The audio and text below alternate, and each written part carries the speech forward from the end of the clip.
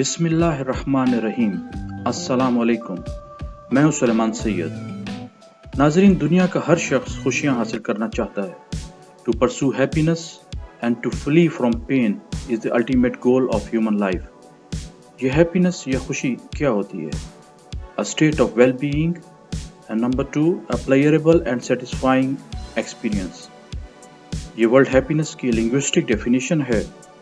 हो सकता है आपके दिमाग में इससे ज़्यादा इंटरेस्टिंग चीज़ हो।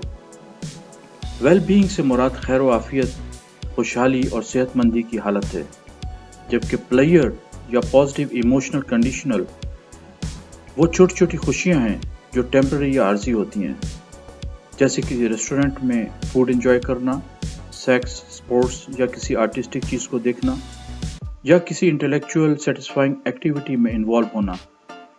ये सब एन्जॉयमेंट और सेटिस्फेक्शन की चीज़ें हैं जो महदूद या आर्जी होती हैं।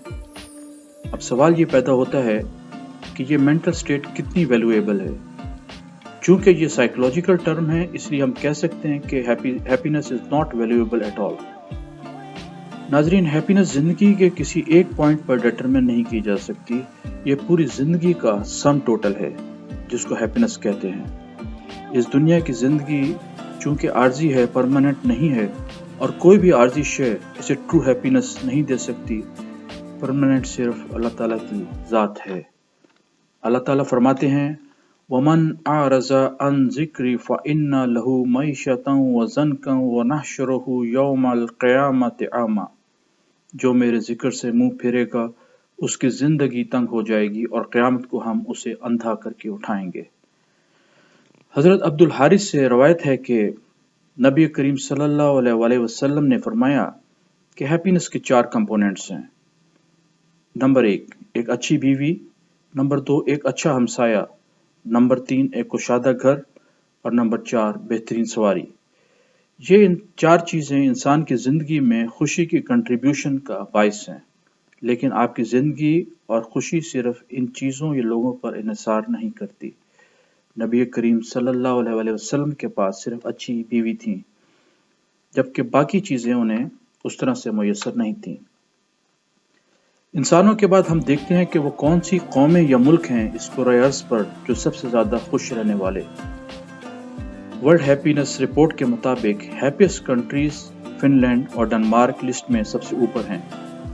उनमें एक चीज़ जो कॉमन है वो ये है कि ये प्रॉस्पेरस कंट्री हैं, यानी वेल्थ भी हैप्पीनेस का बायस बनती है किसी हद तक। इनकी जीडीपी पर कैपिटा हाई है, हेल्थी लाइफ एक्सपेक्टेंसी है, और freedom to make life choices है। वहाँ पे सोशल सपोर्ट है, जनरोसिटी है और करप्शन नहीं है।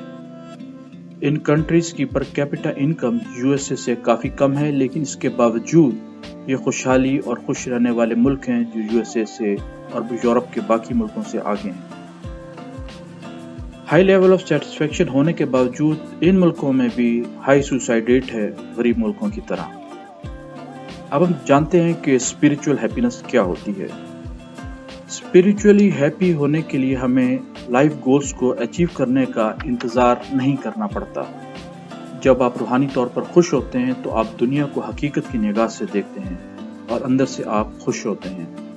इसकी वजह यह है कि आपकी खुशियों की बुनियाद हालात या अचीवमेंट ऑफ गोल्स की वजह से नहीं होती। यह आपकी अल्लाह रब्बुल इज़्ज़त से अटैचमेंट और कुर्बत की वजह से है।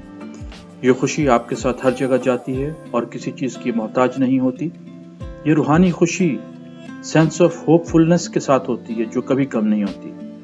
बजाय इसके कि नेगेटिव तजर्बात की वजह से माइंड सेट नेगेटिव हो, आप पॉजिटिव और पुरउम्मीद रहते हैं कि अच्छा वक्त आएगा, और ये आपको अंदर से मुकम्मल होने का एहसास दिलाती है।